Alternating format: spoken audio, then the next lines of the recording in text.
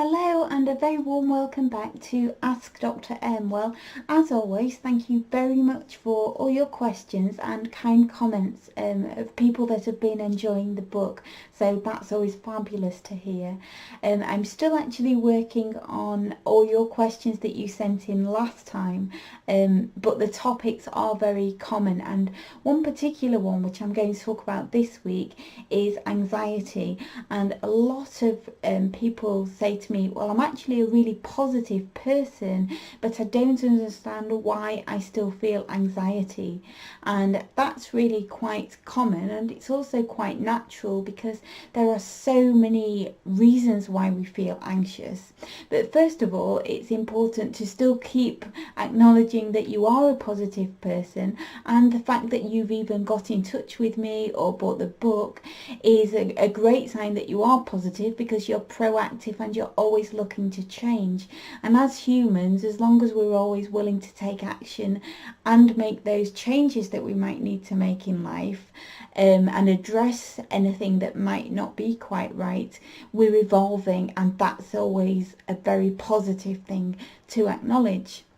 So, going back to anxiety, one thing that I would like everybody to understand and appreciate, and it is a different way of thinking, but it's a very important one, is that anxiety is actually a really good thing, because all it is our mind and body alerting us that something in life isn't quite right, and there are lots of reasons for that. So it can be a deep rooted, something very deep psychological trigger that may be from the past and buried so deep that you're not even really aware that it's causing anxiety as a trigger in your present life. So it's just something you need to work out. If that's the case, go back and address it. And also, if you've got the book, or if you haven't got the book, it's worth getting, because it really helps you to dig so deep to find those deep buried roots, and more importantly, how to actually release them. Then we've also got physical triggers, where our body is actually alerting us that something isn't quite right and needs addressing. So this is a medical issue, and something that, if anxiety is totally unexplained to yourself and you really can't get to any roots, then it may be a case that it's actually a health issue, because anxiety can be a symptom of things like thyroid disorders, of Lyme's disease, of Wilson's disease. That's something I had to endure in my younger life, so I know just how much that can affect you in terms of anxiety.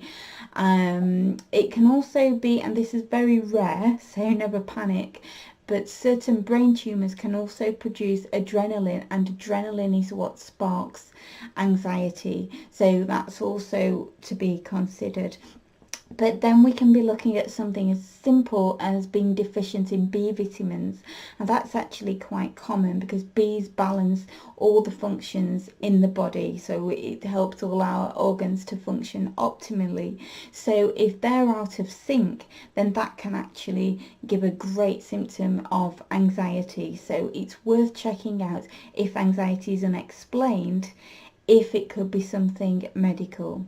However, in any case, anything can be sorted out, especially in terms of mind-body medicine. It still has its origins, and it still has its roots. So, going on with other reasons for anxiety, it could be as simple as diet, because a lot of the time, if you're actually just nervous or even anxious about something, people don't always feel like eating. Now, the only problem with that is that if you don't eat something, your body doesn't know when it's next going to be fed, so therefore it starts panicking and it starts producing adrenaline again. This adrenaline starts making us feel anxious. So it's important that if, say, you've got something that you're a bit nervous of during the day, or anything that you're doing might give you a bit of anxiety, even performance anxiety, eat something beforehand, because it will just settle the body down, it will balance your blood sugar levels, and it will keep everything stable to avoid those spikes in adrenaline that ultimately cause the feelings of anxiety. There are also certain foods we can eat that are great for inducing serotonin, which is a feel-good chemical. That's foods like porridge. But then also any foods we can eat that contain magnesium are fantastic, because they actually balance the body's cortisol. So cortisol is the stress hormone. So if that's balanced out, it reduces stress, equally it reduces anxiety. So foods like salmon and spinach are great whole grain type of foods.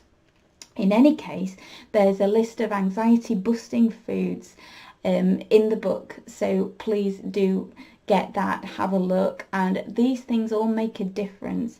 The kind of foods we eat might be on a superficial level to bringing anxiety down, but if you can even just start bringing anxiety down, it will then help you to explore deeper roots, because there's always a root to everything. Now, another reason for anxiety is current external triggers in life. So things like when you're getting paid, things like money, things like your job, maybe your boss giving you grief, or all kinds of triggers, even traffic for some people. But I'm sure you know what I'm talking about. And really in that case, it's really about digging deeper of what's underneath that. It's usually something that's violating your values. For example, if it's something like you're stuck in traffic but you're getting really anxious and uptight about it, what's actually underneath that? What really is it about? What's the preventing factor that's stopping you from doing something more important? And then you have to ask yourself, for what purpose are you being so anxious? Does it even serve any purpose? Is it going to really make a difference? And there are so many ways you can treat superficial anxiety like that, in terms of breathing, in terms of the questions you can ask yourself, in terms of even just taking 2 minutes out, drink some water. And that's actually a very important point that I forgot to mention in talking about diet, is please make sure you're drinking enough water, because it's very easy to dismiss, and we all know we should drink about 8 glasses of water a day, but we can easily become dehydrated, and dehydration causes confusion, and therefore that can cause anxiety as well as dehydration causing anxiety in itself. So it's important, as much as you have the right food, have the water as well. So you can see, talking about all these things, there's lots of reasons for anxiety. Now, never panic about anxiety, because that's always going to make it worse, but there are lots of ways you can do about it. So always appreciate it as a good thing, first of all, but acknowledge that there's just something anxiety is telling you that's not quite right, whether that's in your external environment, physically, emotionally, or perhaps from the food you're eating. It's just alerting you to do something positive, to tackle the root, because in everything, health, to do with anxiety, absolutely anything, there's always a root cause. And once we can address that, and once we can rip that out, then we can get back to this positive core of energy, and we'll start attracting more of that positivity to us as well.